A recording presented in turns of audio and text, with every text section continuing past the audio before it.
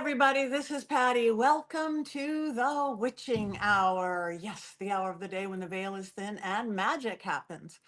We have some very recognizable magic for you today. Somebody I've actually known 10 years now. I'm honored to say I get to work with him on occasion. He is a filmmaker, he is an audio video guy, and he is one of the regulars on Ghost Adventures since way the beginning. Welcome, Jay Wasley. Thank you so Hey, much for coming on. hey, Patty, thanks for having me. It's good to see you. Thank you. It is so good to have you on. I wanted this for so long. So thank you for taking the time because I know you have a very, very busy schedule. So this is great. Oh, yeah. So you have, I mean, you're an audio guy, you're a video guy, you are a filmmaker outside. You have your own production company outside Mhm. Ghost Adventures, but Ghost Adventures again is where we've been watching you for 100 years now, which is great. Um, so how did the paranormal come about? Was that by accident? Did you have any experiences or anything before that, or did it all come once you started working with the show? Yeah, so it's been a wild, crazy evolution, literally, no pun intended, an adventure my whole life, not even just now with the show. So I grew up in New Jersey, and I was raised by my mother is British and my father is Manx. He's from the Isle of Man. And Okay. if you know about the Isle of Man, which most people don't, it's this little tiny island that's between England and Ireland. But they have so much lore and everything that's still there. They have a place called the Ferry Bridge where you drive over and everyone has to say, "Good morning, fairies, good afternoon, fairies, good night, fairies," and they leave notes of wishes, things like that. It's a very superstitious island. They still have thatched roof cottages. They have a very open, accepted witch population, things like that. So it has a lot of lore. So growing up with that kind of background, I was always into different things. My parents thankfully were very supportive of me, and they never forced any certain type of belief system on me in any way. And I was kind of left alone to explore all of them. And I was a nerd growing up. I just had a quest for knowledge and learning different things. So I studied different cultures, different belief systems. You name it. I've gone through all different religions, all types of different belief systems. I was just fascinated with it.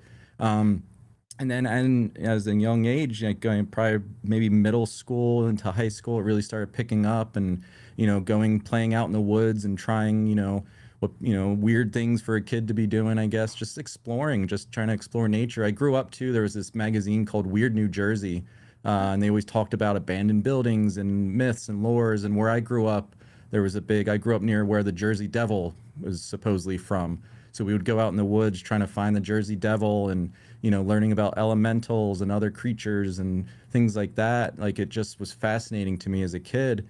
And then I started having experiences. I would experience things out in these woods of New Jersey. Not saying that we ever went into abandoned buildings, but if we ever did, we would discover things and have encounters there. Kind of started playing around with a Ouija board, probably the same time, late middle school, early high school, and had a lot of experiences with that. Um, which at first wasn't, too creepy, but it was definitely communication, and just found it very interesting. But as I did it more and more, there was one night, this was probably maybe at the end of high school or right after high school, and I was playing in a band at the time, and we were like, oh, we want to go all out tonight. We want to really try to experience something. So we set up the Ouija board. We have candles, we have incense, we have a dish of water, we have a dagger, basically anything ritualistic we could find. And we didn't really know what we were doing, but we just went all out, and it started moving around and speaking to us, and it kept saying its name was a Z, and then it would go around to the O, and we were like, all right, whatever, like, we don't know what this means. Your name's Z something's like, what? This is weird. And then it said it was a little boy. And at the time, now I've learned so much more, and if I know then what I knew now, I would have walked away. But at the time, I had no idea. So we were playing with the board, it's talking to us, and then I noticed the incense smoke was floating down and it was going to this dagger. So I picked up the dagger and moved it to the other side of the board. The incense smoke changed, followed it to the dagger. I was like, that's kind of weird. I was like, hey guys, check this out. And everywhere I moved the dagger, the incense smoke would change and go to the dagger. So I was like, that's really interesting. So I realized, I was like, there's no way the incense should be moving towards the dagger. So I asked the question, are you attracted to the dagger? And it said yes. And then I asked the most stupid question I've probably ever asked my entire life, my entire career dealing with the paranormal. I said, could you come through the dagger into us? And it went instantly to yes. So we all stopped. We took a minute. We're like, all right, you know, this is what we wanted. We wanted this experience. We wanted to kind of get freaked out. That's why we were going all in tonight. And so my friend and I, we both decided we would both hold the dagger and just see what happens. And the dagger was in a sheath. It was like this ornamental type dagger that my dad brought me back from Thailand on a business trip. And we both lay on the ground. We both hold it. And we're like, okay, you're welcome. You can come through us now. And I just got instant sadness through my entire body, through my toes, all the way up to my head, just felt sadness, which is weird because I've never felt anything quite like that before, or honestly, since. You know, I've experienced a lot, but it was like sadness in your muscles, in your legs, like just through your whole body. And then my buddy almost instantly jumps up on top of me and he's trying to pull the dagger out of the sheath, and his knees are on my shoulders and I'm on my back, and he's pulling the dagger out of the sheath. We're fighting over it. He breaks it open, pulls the dagger out, and lunges it towards my throat. And he's on top of me, so I'm holding him like this. The dagger is past my chin, you know, like right at my throat, and I'm shaking, holding him back as hard as I can. And this lasts probably a good, you know, it felt like forever, but it was probably only like 10, 15 seconds maybe of him doing this. And then he went totally limp, started full crying, and had no idea what happened. And then we're like, all right, we're all good, we're done, let's all go home now. And that happened, you know, probably like, I think it was like around my late teens when that first happened. Wow. Yeah. So, and again, and here you are still doing it, and you are still pushing the limits now, Mhm. still with what you're doing, both on TV and whatever afterwards. So, did that start you in developing any kind of protection belief systems or techniques or anything? Or what do you Not do about that? necessarily right away. I think I was still, and part of me still am, just into exploring it. I want to know what it is. I want to fully understand. You know, I'm studying a lot of beliefs, and I realized that like they're all very similar, but they're all slightly different. So there's not one that I've always like, oh, this is the true answer. So I'm still seeking those answers. I'm still trying to figure out what it all is. And you know, a lot of times I learn many things, but then investigating, and we have certain cases that just suddenly, all right, I understand some things, but now I have about 100 other questions that I'm trying to figure out. But what was really interesting is you fast forward many years, I'm on the show and we're doing a house in Oklahoma, where this guy was telling us about how a demon came through a Ouija board in his house, named ZOZO. And I was like, Mm, wait a minute, that spirit I encountered on that said it was a little kid was saying its name was like Z, and then it would move around and land on an O. But I never thought Zozo, but I always called it Z. And I was like, that's interesting. And at this time, I never told the story what happened. This was still earlier in the show. And so during the show, I do the Ouija board with this guy. And like I said, no one knows this story. And I say, it starts spelling out ZO, ZO. And I say, have we ever met? And it goes right to yes. And then I wow. say, you know, and I know I'm not moving. It's the same thing with any Ouija board. People are Yeah. like, oh, you're moving it. They're moving it. Like I know for a fact I was not moving it, and I know that this guy, that the only other person on the planchette, like didn't know anything about me. So there's no way. To me, this is, you know, it's hands down, it's communication. And I said, have we ever met? It said yes. And then I said, what did you try to do to me? And it said kill. And then I said how, and it said stab. I was just like, oh, all right, this is that same entity that I encountered when I was a teenager. Wow. Was that Darren Evans? Yeah, yeah, yeah. It Probably, was with yeah, because Darren. Yeah, and he's the Zozo guy. Yeah. yeah, Wow, that is wild. So you wanted an yeah. experience, you got it. That is, Oh yeah, yeah. I mean, you have to be careful what you ask for sometimes. yeah, always. Actually, you have to be careful whether in my True. witchcraft practice or in the paranormal or everything in between. Be careful what you ask for because you're gonna get Absolutely. it. But yeah, What is but that the just to scare? kind of Go on. not necessarily the scariest, but just to round out about protecting yourself at the time, you know, I didn't know, like I was a dumb teenager. You know, I feel like I was smart, but I was just a dumb teenager. I was messing around with this stuff and playing around, and it wasn't until honestly a few years into the show where I kind of started realizing the importance of protecting yourself when, you know, when stuff started following us home. And you know, we were doing this stuff regularly every other week for, you know, it's been almost 16 years now that I've been Yeah. with the show, and we film every other week. So there's not a lot of time to refresh, regroup. You know, you have to do your quick turnarounds. So I learned, you know, sometimes hard early on that, you know, and you need to ground yourself. You need to be able to cleanse yourself and, you know, develop your own practice for keeping the negative entities out. Yeah, and I agree wholeheartedly. I think you are the one that told me to where to get bulk Palo Santo. way Oh back yeah, when, like 10 right. years ago. Bulk set. Oh, great. Yes, because Oh I yeah, you could have a buy lot big of Palo bags. I Santo. actually have a giant. I have like a trunk of it too. Like I still have that. It just usually sits on the mantelpiece. I It's don't burn awesome. it, but it's just like a giant. Like from the actual tree, like part of the stump. Oh, wow. That is Yeah. good. Yeah, Palo Santo is kind of my go-to because to me Hmm. it's not as harsh. I'm not a sage girl. I don't like sage so much. It just gets rid of everything. But Oh Palo yeah, Santo is good. yeah. And I feel like So, out of all the things you could burn to, chase away negative energies, it's definitely the strongest that I've seen, or the most effective. yeah, me too. Um, So how has this affected, again, you're a seeker obviously, and I Mhm. do love, and I always notice the stuff, the magic you bring onto the show and the Mhm. research you do on the belief systems. I'm that person too. I have a school where I have teachers all over the world teaching things. So and I love how that you said you every time you learn something, you know that how much you don't know. Right, exactly. Along the way.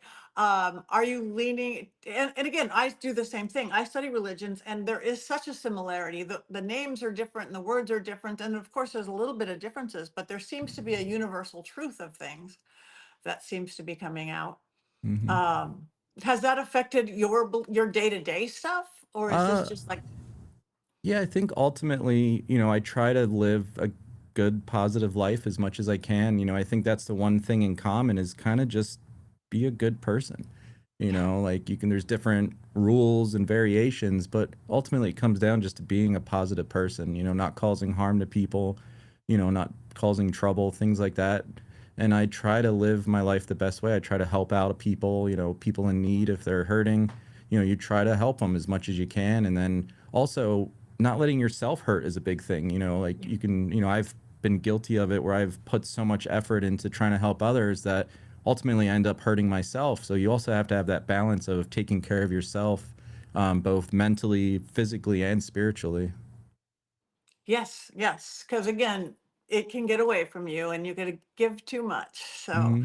um, when the show often delves into like ceremonial magic and occult practices and things, you do seem to be the guy that is there, have done the research and guide the rituals and stuff. Has any of those really surprised you or shocked you, or you seen, oh my gosh, the power in that? I don't know if you can beat the ZOZO thing though. Right. I mean, that was definitely scary and like an experience. As far as ritual wise, I've always felt safe, and I've told the guys sometimes, like honestly, like it's safe here in the circle. Like this is the control zone, if you will. Like this is the safe. Whatever's coming out is going to be out there where you guys are. Like, and I remember we were at the Conjuring House, and I remember it was the first time, where I convinced, I think, Aaron to come with me, and I was like, Aaron, like stay in the circle with me, and he realized that. He's like, oh yeah, he's like, it's actually not bad when you're in the circle. You're the one in control. It's what can happen outside, which kind of gets really scary. So for me personally, I've always kind of felt comfortable, honestly. Good, good. I've always had this little belief system that this is our realm of existence. This three-dimensional corporeal gravity is our world. And I believe the other side has to play by our rules most of the time. Hmm. And that belief system has kind of held that true, that faith I've had in it, and just in the, we're humans here and we get to rule. And that's kind of saved me a lot of times. Absolutely. I've seen it too, where, and I use it on our house call show a lot when people say, oh, what can we do? And they're being tormented by some kind of spirit or activity. And I say, it's harder, it's easier said than done, but like don't feed into it. Like you are in control of this world. In this reality, you do have the power. These entities don't have the power. You're stronger than them. But they'll use your fears, they'll use your anxieties, they'll find weaknesses, they'll find vices to wear you down and then take over you. But if you can hold your ground, you're going to be stronger and you'll overtake them. Right. And most people completely give their power away, and because Exactly. Yeah. they don't know. They don't know that they don't have the power, so they give it away. Exactly. And to I be love fair, what, it's terrifying sometimes too, like if you get woken up in the middle of the night, something pulling you out of bed, it's not an easy thing just to be like, all right, stop. Like you can't do this, you're going to scream and yell and get worried. And so I get it. It's, like I said, it's easier said than done, but if you can hold it together and stand your ground, you'll get through it. You'll get through it. Yeah. One of the first houses you guys did was my niece and nephew's house. A Long Mm-hmm. Beach house. Yeah, in I Long think Beach. that was Yeah. the first episode. They're still dealing with it. I give them techniques, but it's Mhm. one of those constant, because they do tend to feed it, Right. Yeah. If you're with, feeding into it, that's the thing too. I never investigate my own home. I know there's activity. I know there's things going on, but I turn it off. I'm like, nope. Even if I'm like, oh, I just saw something move, I just ignore it and I just keep focusing on whatever I'm doing. You don't feed into it, and that I think feeding into it will give it strength.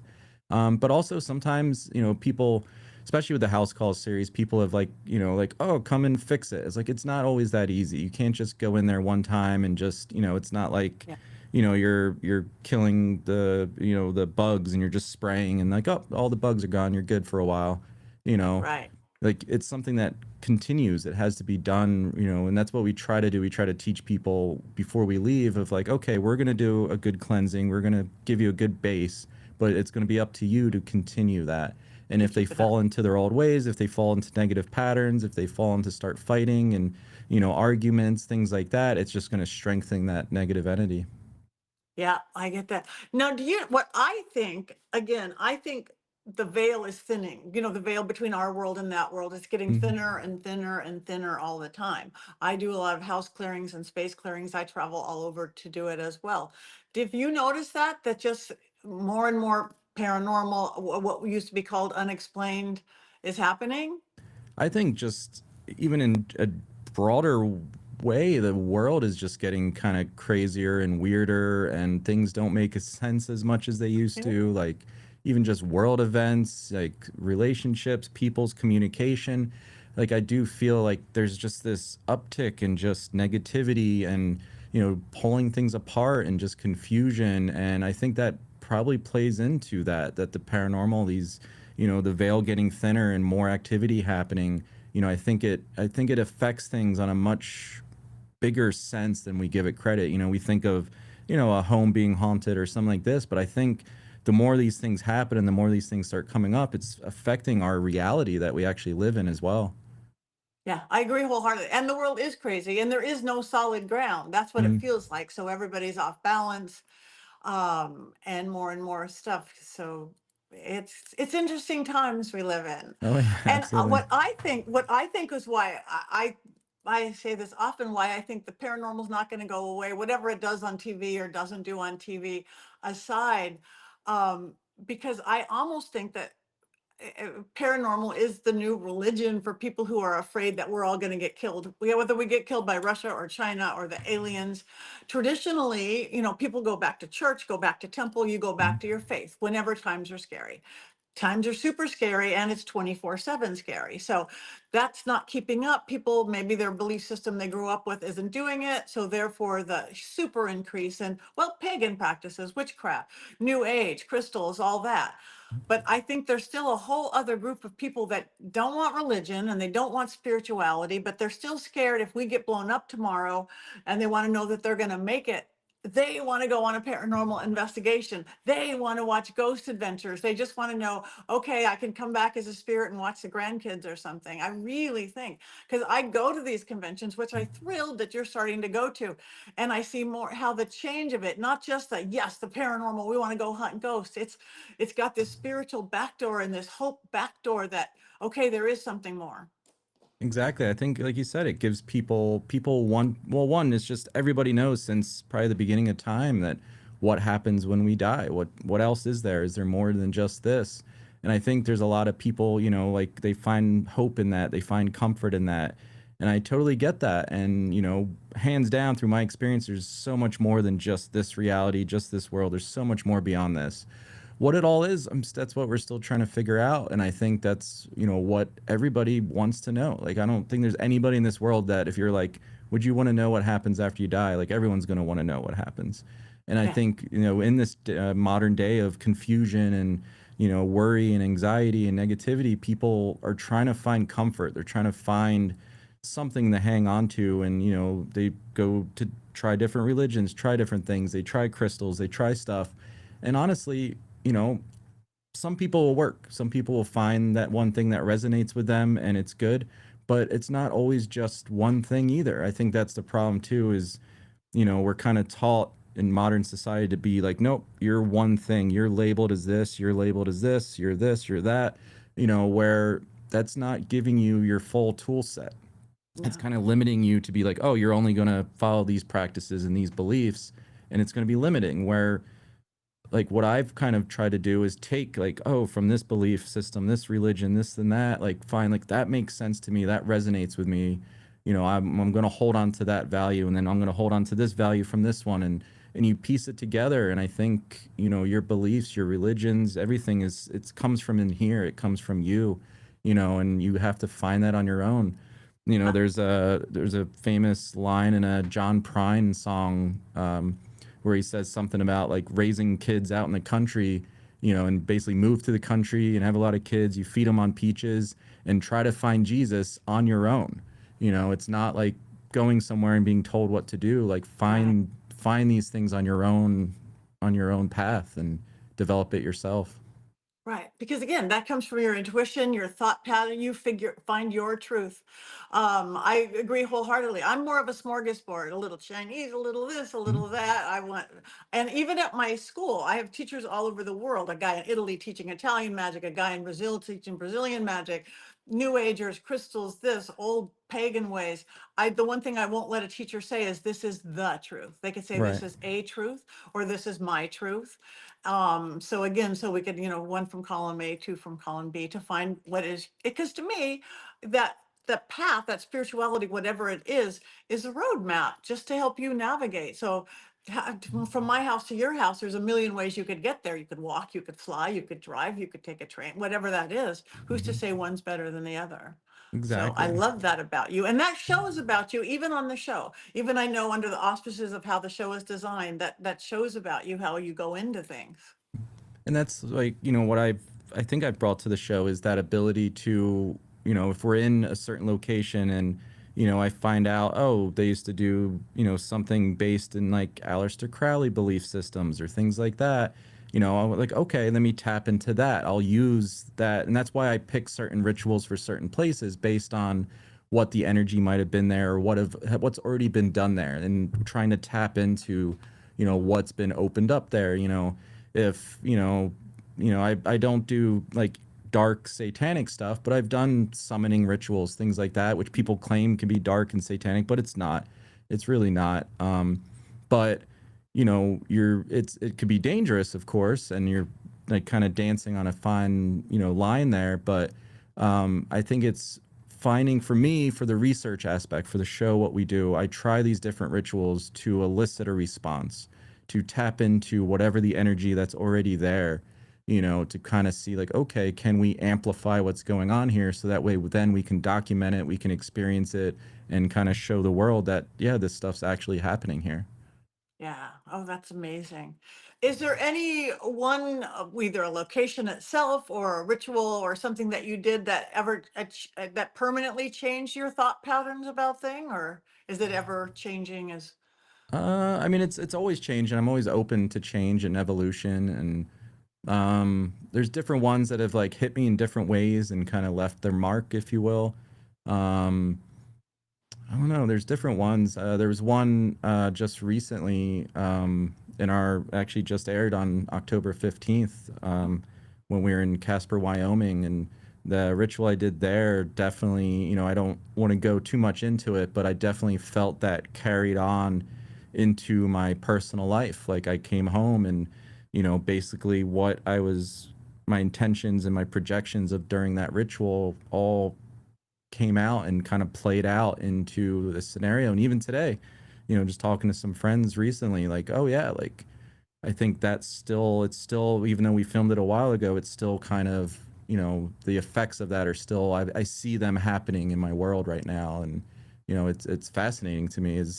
It could be scary, but at the end of the day, it's fascinating. And thankfully nothing, it's all for the best. yeah. No, I agree. That's why we live in this world. Oh yeah. Is there is there anything that's on your bucket list that you do want to experience, either a place you haven't been to, which I know would be rare, or an experience that you would love to, some weird mountain somewhere or anything like that? Yeah, I mean, I'm open honestly to anything. I love traveling. I love exploring new places. There's a chapel in the Czech Republic that's made out of human bones. I forget the name of it, but that's a place I've always wanted to go to that I haven't been to. But there's so many places. Iceland is a big place that's on my bucket list that I'd love to go to and explore their culture and their belief systems and even South America. I haven't gotten down all the way down there yet, and like going to Machu Picchu, things like that, like just ancient. I want to go way back farther in time where a lot of this stuff started, or at least as we know of started. This isn't new things. These aren't things that are. It's funny how you mentioned, a lot of people like practice New Age. It's like it's not even really New Age. These are aspects that have been around for thousands of years, but they kind of like, get pushed away or whatever. There's different other belief systems take control and power, and they're running the world for a while, and they kind of suppress these other belief systems, and then finally they come back up. But a lot of this stuff, it's honestly been around for thousands of years. So Yeah. going to those places that are actually ancient and feeling that energy still, and kind of going back to where it originally began, and having like a my own personal like archaic revival to, where it all started. Yeah, I agree. And when you go to these old ancient places, we did a whole tour of Transylvania and Romania last year. It's Hmm. like, whoa, it's such a different energy than when we're at, Virginia City and Nevada Oh yeah. or even back east. It goes to everything. The energy gets older, the land gets older. That's awesome. No, I love that. Yeah, and Romania is amazing. It's one of my favorite countries I've been to. Me too. One of my absolute favorite. When we were going, it's like I can't imagine living anywhere else, but I had to live somewhere else. I could almost live there. Yeah. From the countryside to the cities to all of it, and so much magic. I Oh yeah. remember I was doing ritual in the Hoibachu forest, going, I can't believe I am doing ritual in the Hoibachu Right. forest with the Was the crooked clearing tree. still there?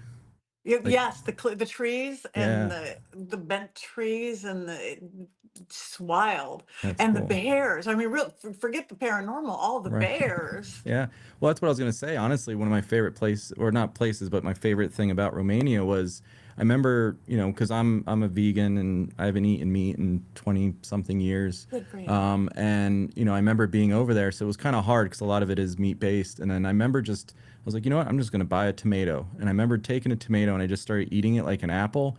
And it was the most amazing tomato I ever had. It sounds kind of silly, but and I grew up in New Jersey, which is known for Jersey tomatoes, and they're really good. But like, you Wow. know, in Romania, like that, and I started realizing even just the vegetables, like it was just so fresh and real. And things here, they're grown, hundreds of miles away, and they're sprayed down, and then they're washed with chemicals, and then they're traveling hundreds of miles to get to you and sit in a store for a few days and before you Yeah. eat it. And we don't realize it because that's just our day to day. But then you go over to a country like that where literally, that food you're eating is probably grown, in the In the back. neighborhood, if not Yeah. even in their own backyard of the restaurant, it's grown in the neighborhood. And that showed to me. And, they don't use all the chemicals, the things that we do now here, and it shows. And it felt like, wow, I'm eating real food here, which I was really Yeah. impressed I've by. noticed that too. Like bread's not bad for you there. Like Hmm. here, oh, stay away from it's a completely different world. Yeah. Yeah. You can eat Wow. baguettes all day in France and not put on any weight, Exactly, exactly. They look fabulous. So right? we're doing something wrong, but we'll figure it Oh, out. yeah, it's a So I whole other love, so are you, podcast. I love that you're a vegan and you're that long of a vegan. Was that a spiritual choice, a health choice, both? So I guess to be total clarification, I haven't necessarily been vegan. I started as a Or vegetarian vegetarian? originally. Um, and it was basically my last, what I always call like day job, my last like regular type job before I got full time into production work, was working at a natural health store. This was very early 2000s. Whole Foods wasn't everywhere yet. I don't even know if they existed yet, but maybe there was a couple, but not anywhere where I grew up. And there was a little health store, and basically I worked there, and my job was to help people heal things with herbs and supplements and nutrition. And I learned a lot. And this was back too, where like they would look at you like, "What? This is witchcraft. Take enzymes? What are you talking about?" Like it was so it was so hard to get people to do it. But then I remember like I would get people to like be like, no, just try this. Like you're having digestive issues, try these things. And then they come back a week later and they're like, oh my God, it worked. And I started just learning that world of nutrition and basically like balancing your energy in your body when it comes to not to get too crazy, and I don't preach to anybody, and at the end of the day, do what you want. I'm not, I don't judge anybody for whatever they want to do or whatever they believe in. But for me, it was basically energy balance. So our body uses energy. The two things in our body that are uses the most energy is digestion and our immune system. So when you eat big meat, I'm not saying that humans aren't supposed to or whatever, but it takes a lot of the energy, and that takes away the energy to run your immune system. So for me, it was more like about energy efficiency and cutting out, things that take a lot of energy to digest, and eating more simpler things like vegetables and fruits that digest easier. And that basically gives more energy to allow your immune system to thrive. So that was my first initial learning. And back then too, I probably would have eaten, organic, free range chicken type stuff, but it was also like, $30 for like a chicken wing back then. So then there's no Right. way I could afford living that way. So I just cut it out completely and became, a vegetarian. And then eventually cut out dairy. And even to this day, I don't want to say like I'm a vegan, but I'm probably like a 98% vegan. Like I'll still, I'm originally from New Jersey, Philadelphia area, and like just sometimes you just got to have a slice of pizza. Like it's going to happen, and I'm Yeah, not that going to go crazy on myself, and I'm not like, oh, is this cooked in, butter? Is there eggs in that? Like I don't, if I have a choice, I'm going to choose vegan. But I'm also not going to, you have to live, and traveling as much as I do, I don't have the time or even the effort to be able to like meal prep and do everything that I would have to do to be 100% vegan. right. And you can't really give up pizza. Right. I mean, I just agree sometimes you just wholeheartedly. have to. Yeah. Yeah, no, I couldn't. So, okay, ghosties and everything aside, you do have a production company. You Hmm. are a cinematographer, a filmmaker in sound. Is there anything that you really want to produce or do? Do you have a like I want to do this project kind of thing? Yeah, I have scripts that I have that are kind of sitting there waiting to be produced and put together. The problem, not in a bad way, because I'm very happy with what we do, is that we shoot our shows so often. I started my production career back in 2002. I started and I was working in films. But the problem is, it takes months and months to work on a film. I would go away and I'm, working on a project for 2 or 3 months at a time. It kind of, there's a big dedication, and with our show filming every other week, I've not been able to like dedicate that much time to a single project. So I do smaller projects. I still help produce other people's films, doing like that, but I have my own things. And the one day when we finally get some time and a break, and I'll definitely be pushing to make some of my own films and projects. I also have a recording studio too, so I play a lot of music. I have a couple band projects that I work on that, so doing that and, putting out music is something I can easily do in our off time. That is good. What do you play? So I play a bunch of stuff. I originally started playing guitar, probably fifth grade, middle schoolish. And then all through high school, I played bass in the high school jazz band, and I learned bass. And then after high school, I started getting more into percussion and drums. And then my crazy, nerd exploring part of me came in, and I started learning more about all kinds of instruments, like sitars and kotos, and just different, expanding, my palette of that. And then once I got more into filmmaking, using synthesizers and keyboards and things like that. So I've kind of, I don't know, I personally think I'm good at a lot of things, but a master of none, but like, I don't know, I try to stay humble too, but I feel confident enough that I could pick up any instrument and do something with it. I might not necessarily know what I'm actually doing, like the specific notes and details of like a trained master would. But I do feel the ability to pick up something and, make something out of it. That is beautiful. I love that. I'm married to a drummer. I'm married to Oh, okay. primarily jazz drummer, but he can play everything. So I get the musician mindset. Hmm. That's fabulous. So are you keeping up with your music? Because Not as much as I like. I try to. A lot of it, I mean, honestly, it's, I should get out of this mindset. But a lot of it, I create music just for myself. It's almost therapeutic at times. That's one thing when people are like, oh, if you ever feel you're being affected by something paranormal, like, what can you do? And for me, creating music is something that helps me, shake off that negative energy and kind of reset my brain into a more positive, creative thought pattern. So a lot of it, I have, probably countless of music songs and tracks that, as of now, have never seen the light of day, but I kind of create them for me. But I have put stuff out there. I've put stuff out under my own personal project name is called the Colors of Mind, which is like an ambient experimental. It's very soundtrack kind of soundscape type stuff. But we are working on actual more of like a band, album type project.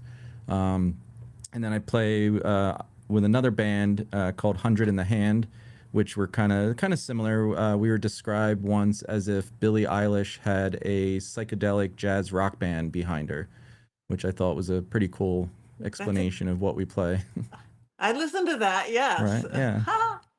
Jazz. Yeah, I got that. So, okay, well, this is wonderful. So, for anybody, I know they're going to find you on television, they're going to find you on social media. But if somebody, what's the best way for people to follow you or to go find your music, Mhm. or just Yeah. know where the next J is? Yeah, I mean, music wise, we're on Spotify and all the, wherever you listen to music. There's not a whole lot out yet, but that's one thing I'm working on and trying to push myself to put more stuff out regularly. The Colors of Mind, and colors is spelled the British way with a U in it. And then Hundred in the Hand is the other stuff that we release music under. So you could find those on wherever you listen to music. My production company is called Simple Equations Media. There's simpleequationsmedia.com that kind of, once again, probably doesn't get updated as often as it can, but we try to keep it going. We have a podcast studio, we have a recording studio, a full production studio, editing bays, enough equipment that you can make a feature film. So yeah, so there's always different things going on, people coming through. I've kind of expanded the network to some amazing filmmakers that I've tapped into here in Vegas, and I love helping them out, even if it's a student film, things like that, just giving them the opportunity to have access to professional equipment and professional means in a studio to be able to do these things where, when I first started too, I feel like I wanted that. I wanted to be like, all right, I want to be a filmmaker and I want to do this, but there was no one there that would, they're like, oh, they either going to cost thousands and thousands of dollars, or you need the best insurance plan, or you need Yeah. all these people, and or they're just saying don't do it. And I was like, I don't ever want to be that way. And I've been very fortunate with the show and my career that I feel now it's important to be able to leave my doors open for creatives, and finding people that have, you might have a real passion and the talent to do something, but you might not have all the funds that you need to make a movie. But I don't push those people away. I bring them in, and my mind is like, if you're cool and you're making a good project and things are available, we can work it out and we can make it happen one way or another. Um, so we are now into a new season of Ghost Adventures. Yay. So talk a little bit about that or what's going on. Yeah, so what's exciting, and I think the most exciting, which I know from fans, they've been wanting this for a long time, is that we actually have a 14 episode season. Um, you know, and I see a lot of the comments online, and I try not to go too deep, but we see them, and people have been upset and seem to be bothered that, oh, it's only 5 episodes here, 6 episodes there, which first of all isn't our choice. We have nothing to do with that. We just do them, and then the network decides how to put them out. But I'm very excited to say that this season is actually 14 episodes. I think technically even longer if you count, because we have a 2 hour special. It started back on October 15th, and what's cool now, it's a little different, is they're airing it on Discovery Plus exclusively first. So you basically get to watch it right away on Discovery Plus, and then 2 weeks after that air date, it will play on Discovery Channel, and then the next day it's available on HBO Max. So it's kind of like a staggering of, because today there's so many ways you can watch things, and a lot of people don't necessarily watch on TV anymore, but we also don't want to cut out the people that do watch on TV. But the real special thing is if you have Discovery Plus, you get to watch it now before anyone else. Okay, that's good to know. Yeah, because I really hardly know how to watch television. I without having Google or Siri or somebody, where can I watch Ghost Adventures today Right. or anything else for that matter? It's a new world. Mhm. Uh, Anyway, the last segment is our new segment, and if you have anything or not, and it's called Ask Patty, because almost always I have these beautiful guests on, like you. You've been the best, Oh, and thank you. afterwards we start talking about, I have a question. Do you have any question in the world for me? I'm sure I could think of something. Ah, We kind of we talked earlier about, the chaos of the world and things like that. What do you think we're going to come out of it? Do you think, and like, I'm not trying to get political or anything like that, but like, just as like a human species, like, what do you think we need to do? There's a lot of talk about, and people do like prayer hours and, like, oh, at this time we're all going to project positive energy, things like that. But like, what do you think it's going to take for us to get out of this weird cycle, or maybe it's a transitional period, or just what are your thoughts on that? yeah, I do think we're going to come out of it, because I am the eternal optimist. And that's just what is craziest thing. And every day you look at the news and going, it can't get worse. And then it gets worse. And then the numbness and the closing and trying to controlling everything opposite of what I believe in. But I do think we're going to hit not a breaking point, is just like, oh my gosh, we're not going to take this anymore. We have to take our power back. Hmm. That's pretty much what it's humans, individual, person by person, family member by family member, group by group, have to take our power back. And I think maybe we're hitting this point that people, that I'm mad as hell and I'm not going to take it anymore. And not even trying to talk politics. I'm just talking life, control, tell us what to do and tell us what not to do.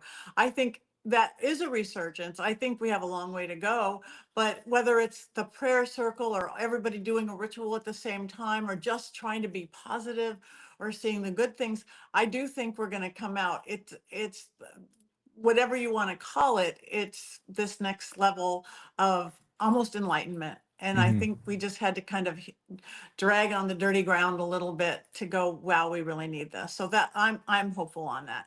Yeah. I don't know anybody's coming down from the heavens, whether it's Jesus or aliens or Bigfoot shows he's here.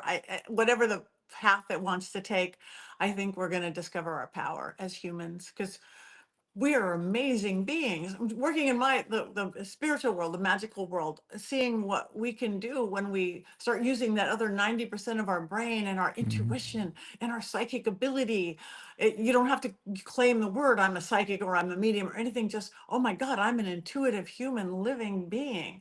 And I do think we have to focus on the earth a lot more, because, and I think that's why people are like, fairies are back. People are seeing elementals for the first time, and whether it's Bigfoot, because we have to put our focus back down on take care of this little planet of ours. I think that's an urgency thing. So I think that that's the rise in that is a good thing. So start, following the season. So that's one thing I think that's good about the pagan path. It's like Hmm. respect and honor this. This is my world. This is my God, this little planet right here. So that I am hopeful, and I think we have a long way to go, but it's one person at a time, like they say. Just me, you, each person out there taking responsibility for one, and what you said in the very beginning of this, be a good person. If Hmm. each one of us did that one thing, that would change everything. 100%. Everything. It's what do you call it? It's like it repeats itself. It's addictive. It passes along. I kind of tell an analogy of like, oh, you could start your day. You're walking into a coffee shop and someone bumps into you, or while you're leaving, someone's going in and they bump into you, and you could curse at them, or you could laugh and be like, oh, no big deal. You could, have a great day. You have that choice.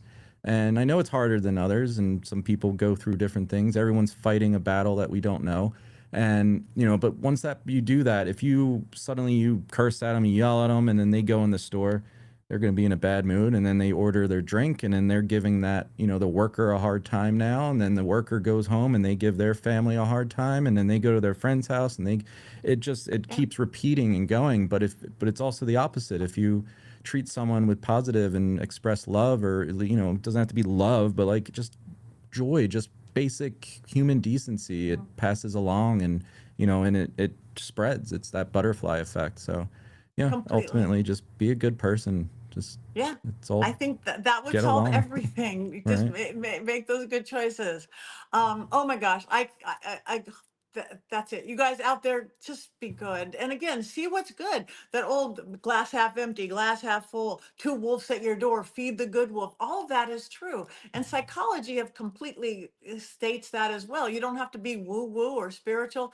That's basic psychology. So, And don't be afraid to help too. Like I said, everyone's going through their own struggles, their own battles, and a yeah. lot of people go silently. And I don't think that's a good way to go. If you're internalizing these things, you're not letting it out, or you don't have a safe place to, heal like that. You need that, and you need to be able to do that. So, being aware of the people you love and the people you care about, and trying to be there for them and stick with them through hard times as much as you can, and you know, just try to be there for each other, and it'll come back around, and hopefully when you need it, there'll be people there for you. Yeah, that's how it works. Words of wisdom from a wise, wise man. Thank you, Jay Wasley. Thank you for bringing your magic to the witching hour. Thank you.